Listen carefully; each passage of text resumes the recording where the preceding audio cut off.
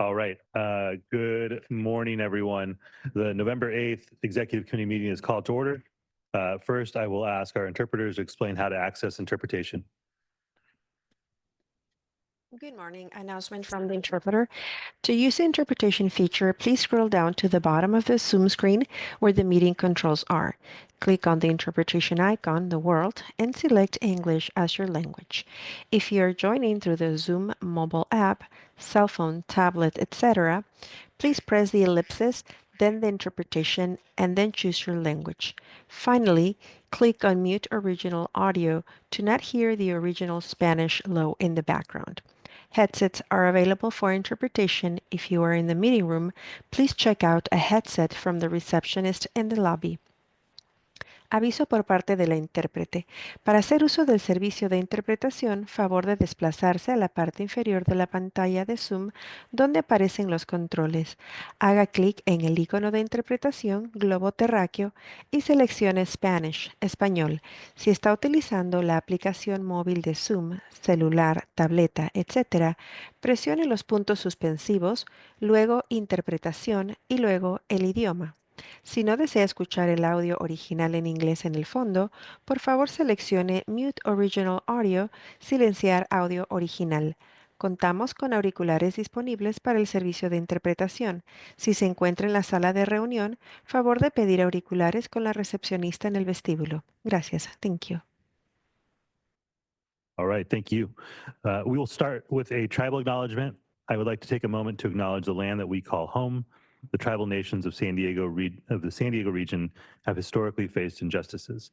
We acknowledge the harmony that existed between the land, nature, and its original peoples, who have since endured displacement, persecution, and systemic oppression. We pay our respect to the unceded territory and homelands of the 18 tribal nations in our region, the most in any county in the United States, from 4 cultural groups: the Kumeyaay, the Igueño, the Luiseño, the Copeño, and the Cahuilla. This land has nourished, healed, protected, and embraced them for many generations in a relationship of balance and harmony. As members of the SANDAG community, we acknowledge this legacy. We aspire to learn from Indigenous traditional knowledge and experiences in undoing the injustices of the past. Now, if you would please rise if you're able and join me for the Pledge of Allegiance.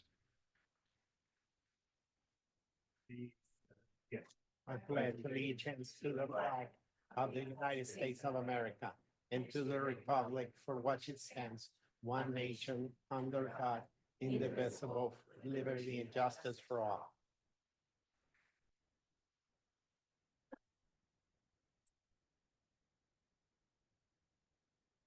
Tessa, if you'd please confirm quorum.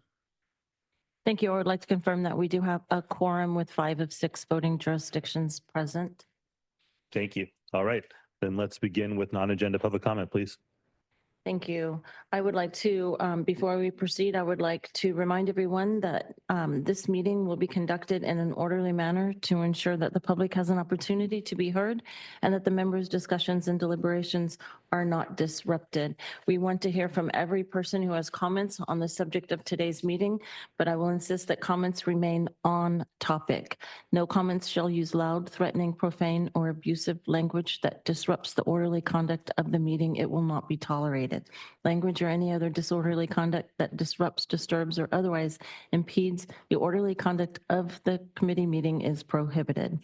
Based on these factors, the chairwoman has determined that for today's meeting, each member of the public will be allowed 1 minute for their comments. Also, just as a reminder for the members, we do not use the voting pads for the executive committee. So when we are voting, please raise your hands. And I will move on to the non-agenda public comments. I have 2 in-person public commenters and 3 virtual. So we do take 5 public commenters at the beginning of the meeting. Truth, Mark, Paul the Bold, phone number 813, and Blair Beekman. Truth, please come to the podium. Okay, the response to my public records request suggested that the SCTCA and or Paula paid for travel, metal detecting wands, translation services, the venue, the AV equipment, and catering for the tribal summit. But makes you wonder why they'd foot that bill when they've got nothing from SANDAG, nothing that we know of anyways. But what I realize is that SANDAG does not seem to have an open records portal like Next Request or Civic Plus. That needs to change immediately. However, SANDAG's open data portal says, quote, one of our largest undertakings is analyzing how the San Diego region compares to United Nations Sustainable Development Goals, UN benchmarks to see what we need to focus on next, end quote. Sounds like treason. Next, the new SANDAG buildings near Santa Fe Depot, coincidentally the same station for the airport transit connection nobody asked for. I feel like item 9 in November, wait a minute, that's not the right item. Well, I don't know what to talk about now. You know what? I'm gonna get my speech. Mark, please come to the podium. I said I'm gonna see what's here. I apologize. I got a couple seconds, I could take a look. Oh, because the West has apartments, do you guys realize I can move right above the meetings? There's a couple low-income units. I could get cozy with H&TB on the second floor. It's only $3,000 to $6,000 a month. Now your time has expired. Mark, please come to the podium.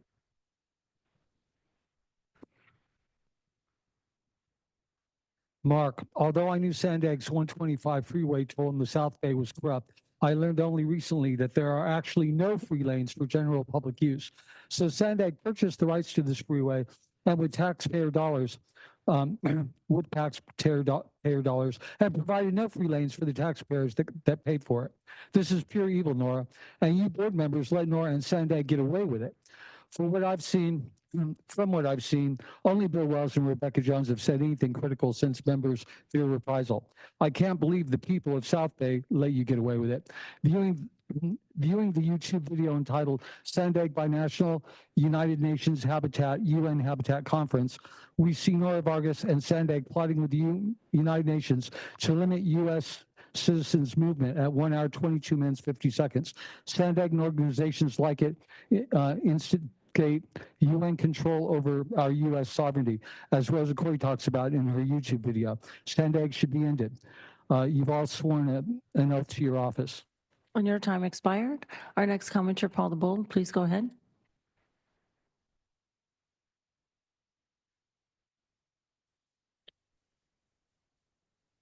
I'm Paul Bold, Measure J. Your years of corrupt mismanagement, scandals, and wasteful spending came to roost. People are starting to pay attention. I've said that Sandag does not deserve to continue in its present form, but I'm not the first. The state suggested this in 2001, that dividing the county into districts where the people could arrange them by geography or neighborhood would produce far better results. For one thing, it would mean that everyone in the county would be represented by a voting member, which they aren't now, and people would have to work together instead of city by city. Also, all areas in San Diego would not be lumped into one representative regardless of that area's individual opinion. Fed lowered the GDP growth forecast to 2% this year. My real estate fund just predicted 1.6% in 2025. Your time expired. Our next commenter, phone number 813, please go ahead.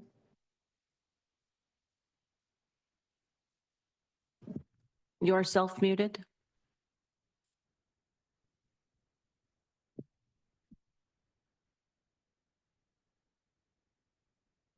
Okay, I will go on to Blair Beekman. Blair, please go ahead. Hi, thank you. Blair Beekman. Really nice to say hi to everyone. Hi in San Diego, to people of San Diego County. I really hurt and disappointed by this year's election. I think it's going to take all of us time to try to understand what's happening.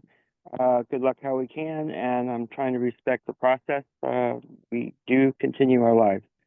It's from that, just again, very much of a thank you for, I've learned important lessons from Sandag. We have an important meeting coming up with Tijuana, just important lessons about dialogue, communication, believe it or not, and trusting your instincts to work towards concepts of peace and not war. And if we do that policy-wise within ourselves, that promotes and creates good policies for everyone. I practice the ideas of openness and accountability. We're going to really need this in a transition time of presidential things. Deep state U.S. things do weird things to the world. And your time expired. I'll try phone number 813 one more time. Please go ahead.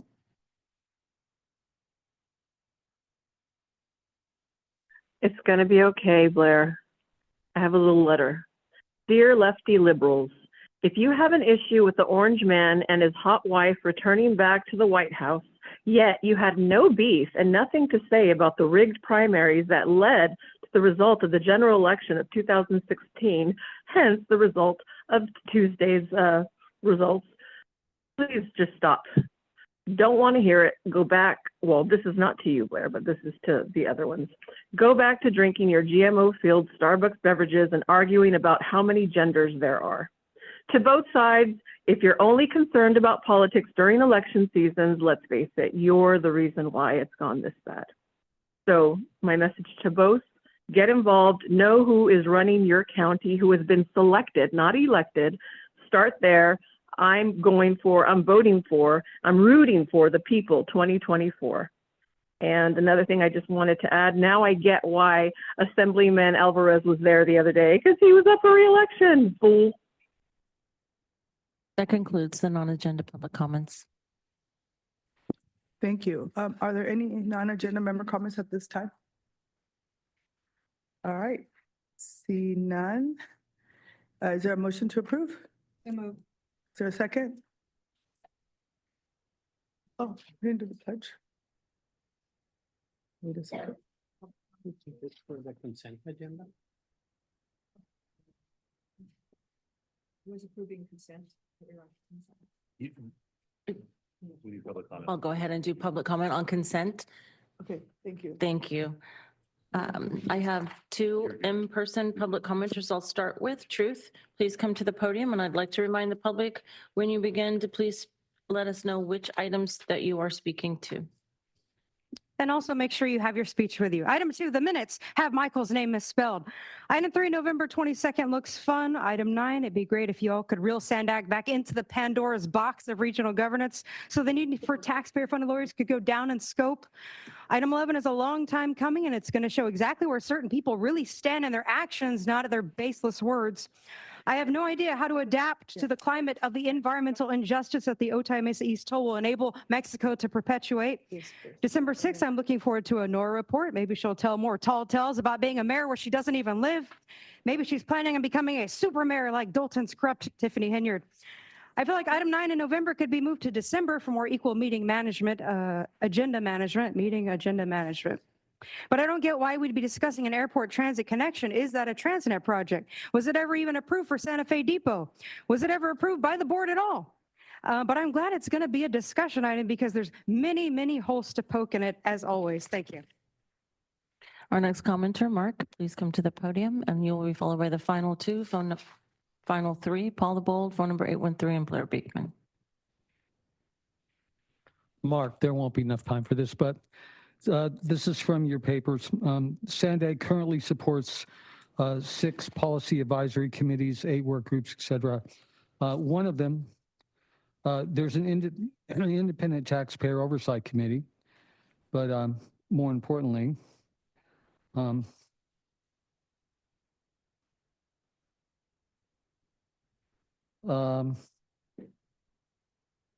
it's hard for me to find the exact quote, but basically it's mentioning how you guys are actually working with the military on your mutual interests concerning housing, energy, et cetera. That doesn't sound like a good idea to me. It doesn't sound like something that the American people would want. And I don't know why the military is interested in your low-income housing programs and such. But people should really pay attention to that and think about it. It sounds like more UN agenda, which is what SANDAG is all about. And I certainly don't like the military working with you guys. Your time expired. Our next commenter, Paul the Bold, please go ahead.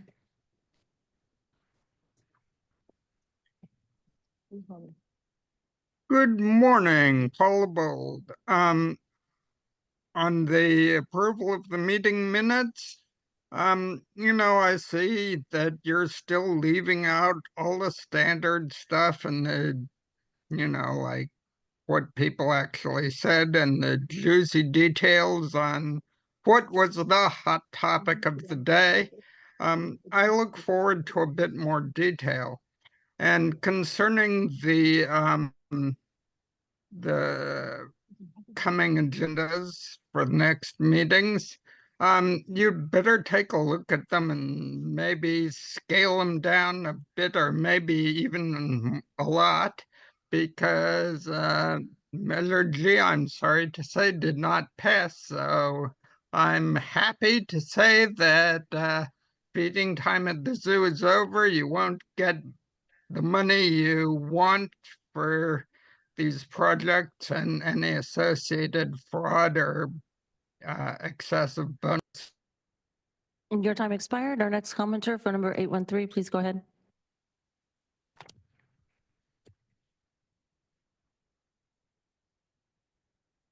Yep, ditto to everything that Paul just mentioned. And also, let's see, gosh, I mean, so much money going to all these non-essential things. Borrower money to SANDAG. Imagine, gosh, imagine that. We live in a world where they can steal everyone's money and still be trillions in debt. Sick. But guess what? We allowed it. We allow for this. And yeah, wake up call. How many more seconds do I got here? 30 seconds. Okay. Yeah. Congratulations, Mayor of Bonita. Not. Let's see what else. Yeah, let's just hope for a better, a better, brighter outcome for our county and our world. Your time expired. Our final commenter, Blair Beekman, please go ahead. Hi, Blair Beekman. Thank you. I don't like using the term deep state very much, but in the seriousness of what I needed to talk about, I felt it was appropriate. Trump is going to have some decision making. I don't know if he's going to be super extra macho or if he's going to be mellow. There is a deep state that is going to be making decisions around presidential change time that we have to be aware of, and that as a former public comment. Yes, I'm on subject. I'm on point as the previous public comment just offered about military practices here at the local level. We have to be very mindful Sir, of what we're doing. We're on the consent agenda, sir. I don't. So you have. You're taking away time from what I'm speaking to. I'm speaking to the consent calendar, and I've spoken my piece, and I'm sorry you're hurting my time. Thank you. And that concludes the public comments. Okay.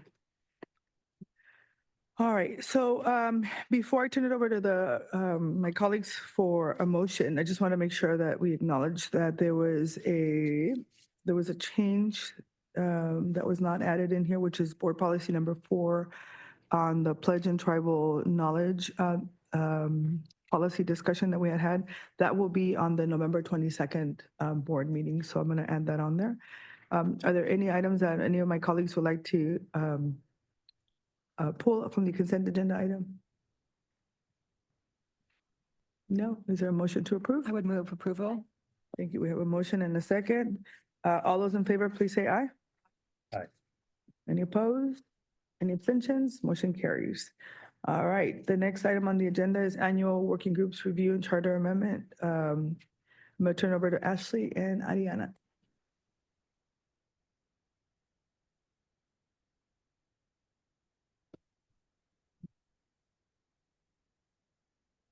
All right, good morning, Executive Committee. SANDAG Board Policy Number 1 requires that Executive Committee annually reviews all SANDAG committees and working groups to determine whether their functions and memberships are needed.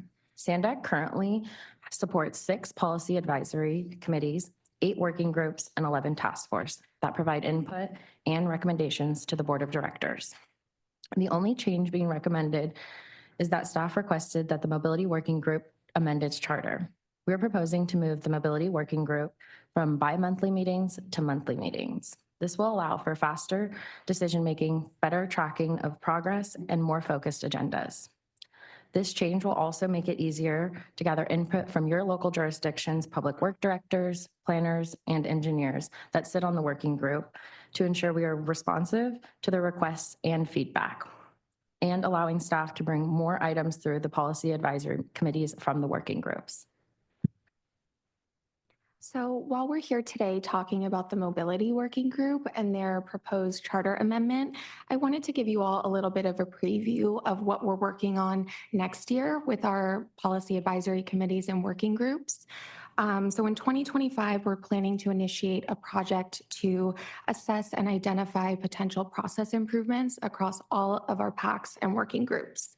We've heard a lot of feedback from these members about different changes they would like to see. So we're planning on bringing in an independent facilitator to really assess how things are working and develop potential recommendations for you all to consider. And in terms of those considerations, the board will be actively involved throughout this process, receiving regular updates and providing input and approval of any proposed changes. And so with this project, we're really hoping to clarify roles and responsibilities, reduce redundancies, and establish a more agile governance model that really aligns with the needs of our agency and that supports you all and the board's decision making. So that's kind of looking ahead at how we really want to ensure that we have a governance structure that supports efficiency and transparency across the organization.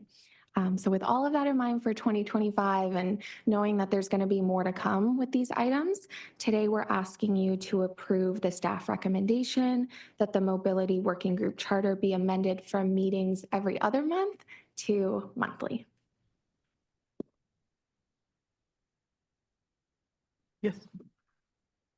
I just wanted to highlight that this is in the spirit of what the board has asked us to go ahead and review the different policies and not just us as staff, but bring it up to you.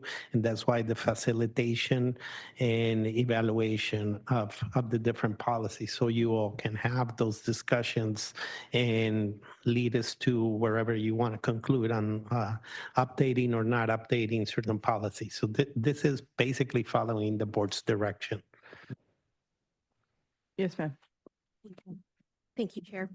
Thank you for the summary on the change or the amendment to the charter for the Mobility Working Group. I'm curious whether the current members of the Mobility Group were involved in this decision. Are they up for coming into meetings every month rather than every other month? And will the composition of the Mobility Group members change upon, the new fiscal year or the new year coming up? So the Mobility Working Group has discussed moving to monthly meetings, and we have talked with our chair as well. And currently, we've been holding special meetings to allow to have all of the items. So we've already added on for this current calendar year, monthly meetings through an approval of an item. And so they are aware that this is coming, and the membership will not change. They're allowed to change it throughout the year. So they have multiple alternates on their membership already. And how many members? Hold on, I was going to say, can you just, I didn't mean to interrupt you, but I just want to make sure people know who the members of of this group are, because I think there might be some confusion. That Yeah, it's not so the elected officials. The Mobility Working Group is made up of all the local jurisdictions. It has county on there. We have Caltrans as well, and they're the public work directors, engineers, and planners. So it's kind of a mix. So each jurisdiction gets to appoint anyone from their local jurisdiction. So, and this is also a council member following the board's guidance on enhancing the staff conversations from each city, so they can bring up and bring up the issues each city has, and eventually floating up to the PACs and to the board. So this will be to enhance the conversation with your staff and all of your staffs at the different cities, planning directors, public works directors. Understood. Thank you. So perhaps you can help us with regards to the changes that have been proposed.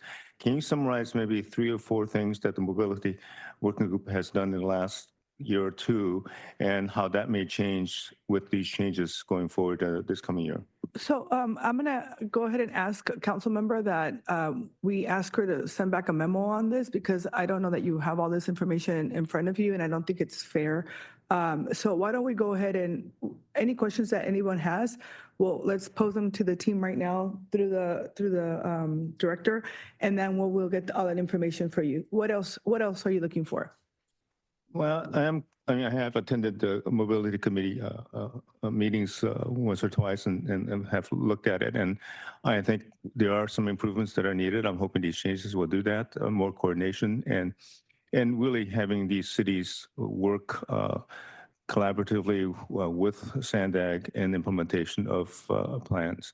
So there are local problems in each city. I know my city has those problems, and I don't know if we're effectively addressing those problems. One of them is, traffic going through the city because of the freeway is congested, and I'm not sure whether or not we're addressing those issues. Yeah, so why don't we do that? We'll find out what the top priorities are. I'm sure each one of these committees has a vision, strategy, and all that good stuff, and bring it back and share with the board. And then I would encourage each board member to work with their local entities and find out what exactly it is that they're working on. And then that way they're prioritizing whatever your council would like.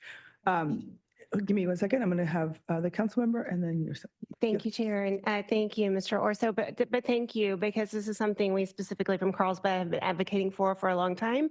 I think more meetings on this topic will facilitate streamlining some of the projects that we have that maybe lag at times. So I appreciate that this is going to facilitate positive change. Thank you.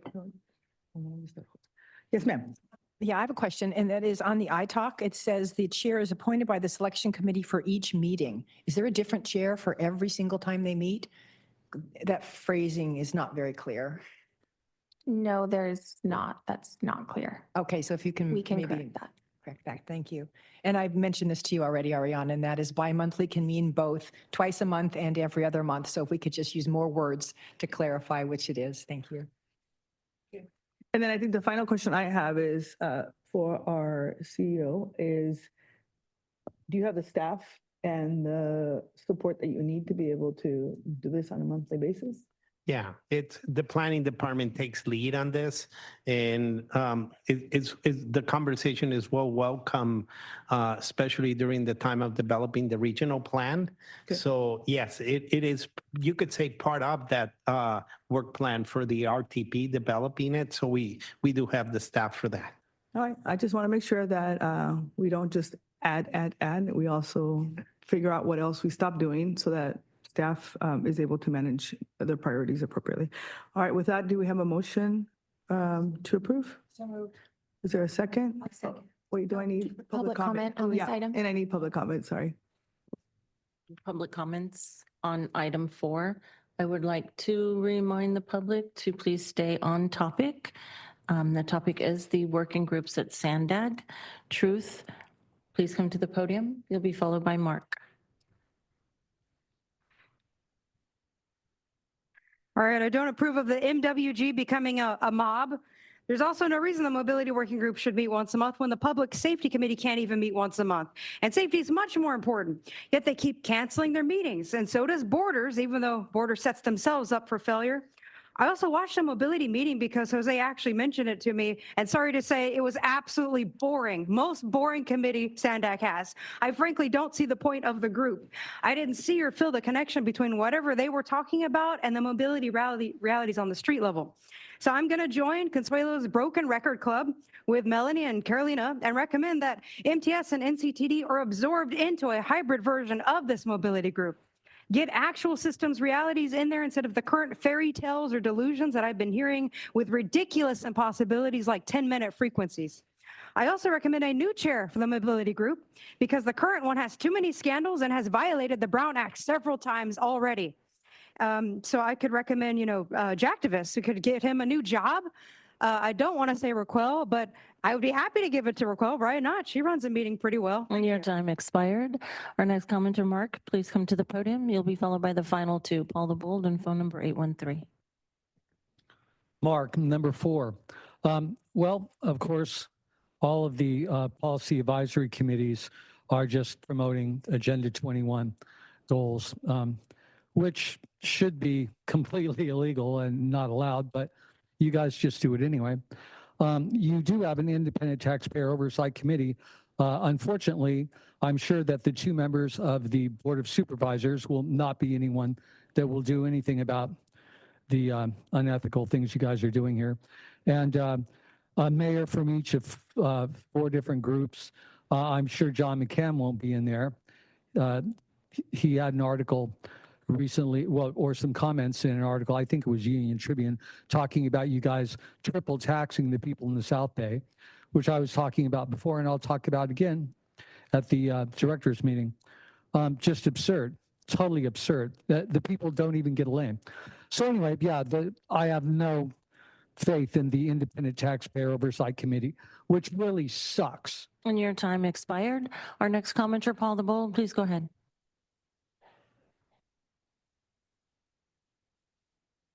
Hello, Paul LeBold. Sorry, Mr. Shu, that Nora censored you. Maybe you'll realize what's going on with us. I find it interesting that the conflict of interest codes do not apply to all committees. So I guess conflicts of interest are okay for committees like the Social Services Transportation Advisory Committee, who facilitates disabled transportation.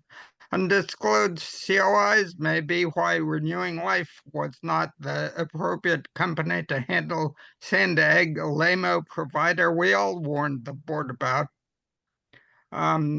Please ask yourselves why the conflict of interest codes do not apply to everyone on these committees. Including these in all committee charters would be a good amendment. Please consider it. In view of the need for mobility, more frequent. And your time expired. Our final commenter for number 813, please go ahead.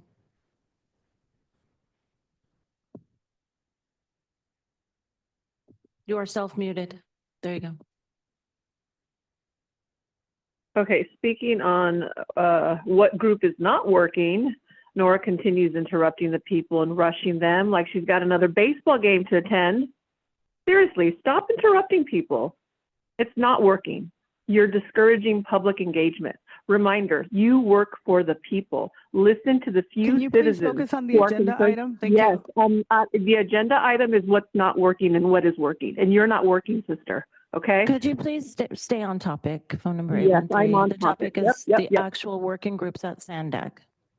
Yeah, so the actual working groups at SANDAG don't exist, and neither should SANDAG. Done. That concludes the public comments.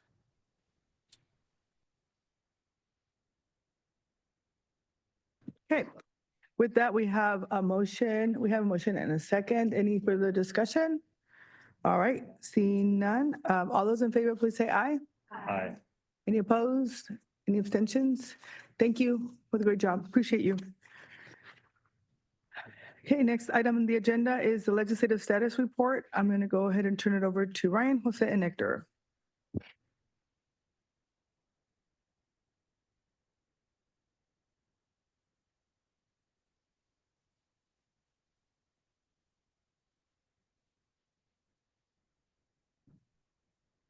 Good morning, Chairwoman, Vice Chairs, Executive Committee members. I'm Ryan Williams, Government Relations. I'll be providing you with a federal legislative update for the month. On the legislative front, Washington, D.C. has been quiet as Congress has been in recess since late September. As lawmakers are set to return next week on November 12th, the primary order of business will be funding the government beyond the current continuing resolution stopgap funding measure, which is set to lapse on December 20th. There are a variety of outcomes possible for the fiscal year 2025 budget, with possible outcomes including a full year omnibus bill that could be passed before the end of the year, or perhaps more likely another continuing resolution to fund the government at flat funding levels until next spring. This would give the incoming 119th Congress the ability to make funding decisions for the rest of the fiscal year. As you all know, votes are still being counted in California and across the nation after Tuesday's election. We are continuing to monitor the election results and will look forward to reporting back to the board on what the outcome and new political dynamics in Washington might mean for SANDAG's legislative and funding priorities in the coming year. As this year comes to a close, we're also working internally to develop our legislative program for the coming year. We look forward to bringing that forward to the board in the coming months. One item I did want to raise up, based on feedback and direction from the board, the government relations team will be including Tijuana River Valley pollution issues in the coming year's legislative program, and we will be putting renewed focus on advocacy for state and federal funding and legislation to address the problem.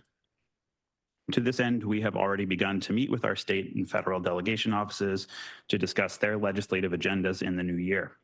We will also be closely tracking the status of federal funding to advance rehabilitation and expansion of the South Bay wastewater treatment plant run by the International Boundary and Water Commission and identifying opportunities to advocate in Washington. This past month, we attended a groundbreaking ceremony at that plant, as well as a state-led California-Mexico Border Relations Council, which was focused in large part on Tijuana River coordination and response. Moving forward, we will also be joining the Tijuana River Government Stakeholder Working Group, referenced by Councilmember Duncan last month, and that is now being organized by the offices of Representatives Vargas and Peters. That concludes my federal report. I will pass it to my colleague Jose Alvarez and stand by for any questions you may have. Good morning, Chairwoman and Executive Committee members. Want to start off by providing a follow-up on last meeting's approval of the final regional housing needs allocation letter by this committee. Staff will be sharing that letter today to the Senate and the Assembly Housing Committee chairs and the Department of Housing and Community Development as directed by this committee. Staff has already begun its outreach efforts with our partner MPO statewide, and we shared the content of this letter with the LESH staff from the California Association of Councils of Government, the Metropolitan Transportation Commission, the Southern California Association of Governments, and the Sacramento Council of Governments. In the following months, we'll provide you with updates as to how these discussions continue. Moving on to our legislative update, I'll provide a brief overview of key signed bills that impact SANDAG's housing, transportation, and sustainability efforts. Starting off by AB 1886 by Assemblymember Alvarez, this bill clears up that a housing element is in substantial compliance only when both the local agency adopts it and HCD approves it. This bill closes a previously existing loophole where some local governments claim compliance by self-certifying housing elements that did not align with HCD standards. Moving on to AB 2553 by Assemblymember Friedman, this bill lowers traffic impact fees for housing projects near transit stops, not just transit stations. This broadens eligibility to include areas served by intersecting major bus routes with at least 20-minute intervals. AB 2597 by Assemblymember Ward, this streamlining bill is designed to help local governments and HCD manage housing element cycles more effectively by adjusting key timelines and response requirements. Senate Bill 768 by Senator Caballero requires HCD to study how vehicles miles traveled is used to assess transportation impacts in housing projects and provides clarity on the uses of VMT as a proxy for GHG emissions under the California Environmental Quality Act. SB 1216 by Senator Blakespeare prohibits installing Class 3 bikeways, or commonly referred to as sharrows, on highways that with speed limits above 30 miles per hour. It also restricts the active transportation program funding for bikeways on roads with a design speed over 25 miles per hour. This promotes safer conditions for cyclists, and it's in direct correlation to our Vision Zero goal here at SANDAG. In other relevant news, Governor Newsom visited San Diego's Tijuana River Valley late last month. He toured the International Boundary and Water Commission's South Bay International Wastewater Treatment Plant alongside the County Board of Supervisors and SANDAG Chairwoman Nora Vargas, as well as Baja California Governor Marina del Pilar. This visit followed up the governor's discussion about the Tijuana River Valley with Mexican authorities during his visit to Mexico for President Sheinbaum's inauguration earlier this year. I'll pass it on to Hector Venegas for an international report. Thank you, Jose, and good morning, Madam Chair and members of this committee. My name is Hector Vanegas, and I'm the Borders Program Manager in the Office of Government Relations here in SANDAG. The intention to include in your agenda packet the report on the constitutional reforms that are being carried in Mexico, or I should say that are being carried, is because of their magnitude. The express intention of these reforms is to modify the vision of the country, which in Mexico is called the fourth transformation. But also because in San Diego, we are next to Mexico. We have to work in collaboration. Production lines are shared, and we care about the legal framework. And in addition, a very large community of San Diegans, over 100,000 live in Mexico. Every day they return to Mexico where they find an affordable lifestyle, but also every day they return to San Diego. The process for these reforms is unprecedented, and it's an intense, and it requires approval by a supermajority of both houses of the Congress, Federal Congress in Mexico, which is 2/3, plus also the approval of more than half of the state Congresses. This is unprecedented, as I said. And it is something very difficult. Conditions didn't exist when the former president of Mexico, Andrés Manuel López Obrador, introduced this initiative early this year in February. However, as a result of the last elections in June, the conditions exist now. Many of the changes are already in force, such as raising the right to decent housing or access to free medicines to the constitutional status. Also, it ensures that the minimum wage will always increase at or above the level of inflation. But other of the reforms have been very much controversial and are being challenged in court.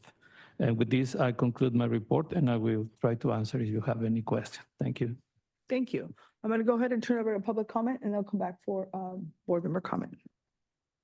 Thank you. On item 5, the legislative staff report, I have 2 in person that I'll start with. Truth, please come to the podium. You'll be followed by Mark, and then the last 2 speakers, Paul the Bold and phone number 813. All right, these guys behind me are here early just to hear me talk on this. AB 1886 is another example of how David Alvarez is a political theorist who fails to represent the South Bay. AB 2553's lower impact fees for sack and packs doesn't help mitigate traffic because we know people are still going to drive. And lowering the bar to areas with 20-minute bus frequencies just shows how the public transit is unreliable. Chris Ward's is AB 2597, lowering the cities and counties' time to question unrealistic RHNA housing quotas, and especially lowering the time for the public to provide input is intentional evil. AB 2645, giving away people's license plates with locations and times to travel from toll systems, is another reason to be against tolls everywhere. SB 960, instead of worrying about made-up traffic violence, Scott Wiener needs to get a hold of his own legislative violence. If Canadian Ted Cruz is a thorn in the side to Amtrak, then what am I to SANDAG? November 11th for Mexico, number 11 for Mexico is missing. And how could Mexico afford free socialist healthcare when they can't even afford wastewater treatment? And New Scum pretending to care about Californians. Oh, what a laugh. Thank you. Mark, please come to the podium.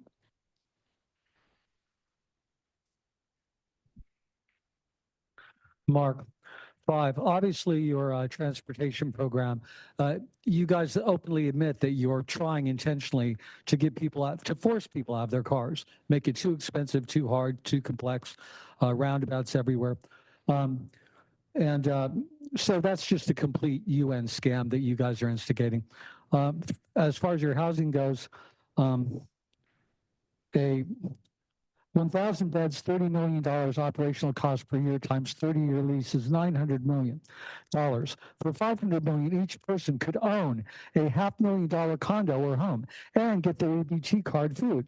That kind of health, joy, and stress-free life would probably cure half of the mental cases.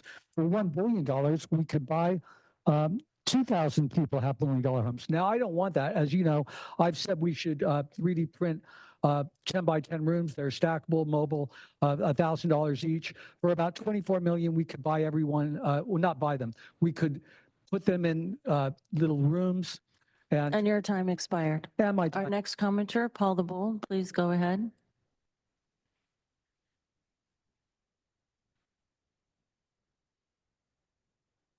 Go ahead, Paul the Bold. Yeah.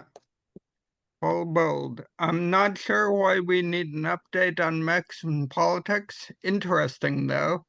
On the DOT awards, SANDAG would probably have done better if it were not being investigated by both the internal auditor and the FBI. SB 1216 prohibiting unseparated bike lanes, that it's class 3, on highways with speeds over 30 miles per hour is a good move. We have told you repeatedly that many of SANDAG's bike lanes are unsafe. SB 1098, Senator Blakespeare's bill, is what we should have had from the start. A plan including long-term viability, which will undoubtedly validate much of what I told you. That a deep, dark, and dangerous tunnel is bad with limited emergency evacuation. And destruction of property for things like ventilation. That the tunnel next to the sea is asking for leakage problems, and a UCSD expert warns that anything within 100 of Your time expired. Our final commenter, phone number 813, please go ahead.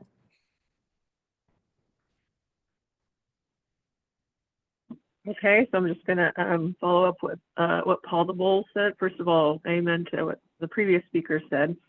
And I hope Blair Beekman was not discouraged to not speak anymore. I hope you keep calling in, Blair. Sorry about our chair. Anyways, so let's see. And destruction of property for things like ventilation that, wait, we're on 5, right? Okay. UCSD expert warns that anything within 100 yards of the ocean will be eroded away. Carlsbad, faced with eroding coastlines and beaches, wants to move Highway 101 inland 100 yards. OB is eroding and has for years now. Big Sur Highway collapsed. A route up the I-15 corridor or nearby would connect better with planned projects. Let's see, the California Speed Rail to LA to Vegas Rail. I believe that's known as the. Our time expired. That concludes the public comments. Thank you. Are there any member comments on this item? No, thank you. Thank you. Yeah, thank you for all your work, and we're going to continue on this fight. With that, we're going to go ahead, and the next item on the agenda is non-agenda public comment. And we're going to go ahead and do, how many more do we have? And there were no continued non-agenda public comments.